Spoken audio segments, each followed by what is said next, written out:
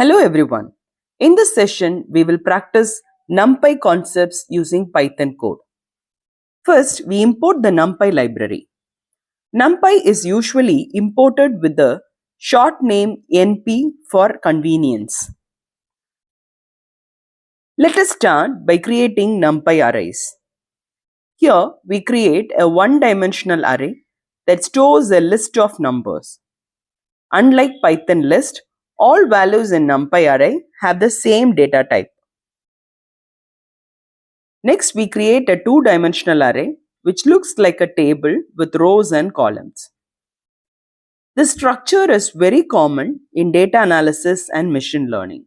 In Numpy, indexing always starts from 0. So when we access row 1 and column 1, we are actually selecting the second row and second column. To access multiple values at once, we can use slicing. When we use colon, it means select all values along that axis. For example, selecting all rows from the first column gives us the values 1 and 4. Every Numpy array has important properties. The shape tells us how many rows and columns the array has. The data type or D type tells us what kind of data is stored, such as integers or floating point numbers. Now let us understand the difference between a view and a copy. A view shares the same memory as the original array.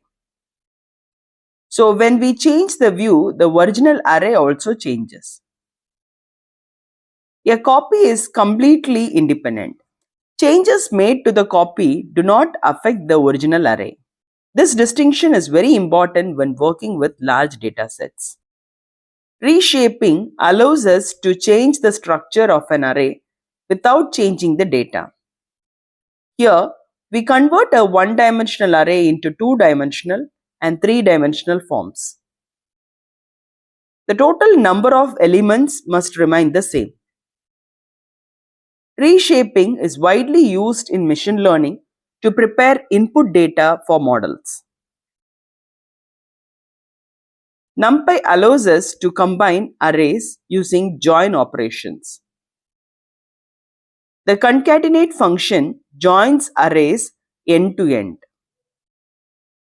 The stack function joins arrays along a new axis. These operations are useful when combining data sets from multiple sources. We can also split arrays into smaller parts. Split is useful when we want to divide data into training and testing sets. Sorting arranges data in ascending order. Searching helps us find the positions where a condition is satisfied. Filtering creates a new array that contains only the values that meet a specific condition. One of the biggest strengths of Numpy is vectorization. Instead of using loops, we perform operations on an entire array in a single line. These operations are faster and code becomes cleaner and easier to read. Numpy provides a wide range of mathematical functions. We can calculate sum, mean, logarithms, sign, and many other values.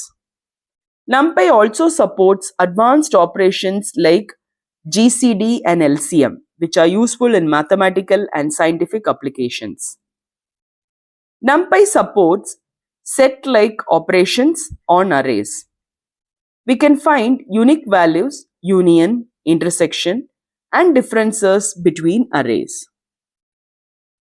These functions are very helpful in data cleaning and pre-processing. Numpy allows us to generate random data using the random module. Random data helps us simulate real-world uncertainty. Functions like rand generate uniform values. Rand_n generates normally distributed values. And rand_int generates random integers. Shuffle rearranges the array in place and changes the original data. Permutation returns a shuffled copy while keeping the original array unchanged. These functions are useful for shuffling data before training machine learning models. Numpy supports many probability distributions. The normal distribution models natural variations. The uniform distribution gives equal probability to all values. The binomial distribution models repeat trials such as coin tosses. Poisson and exponential distributions help model events over time. These distributions are widely used in statistics, finance, and machine learning. In this final example, we simulate student score using random numbers.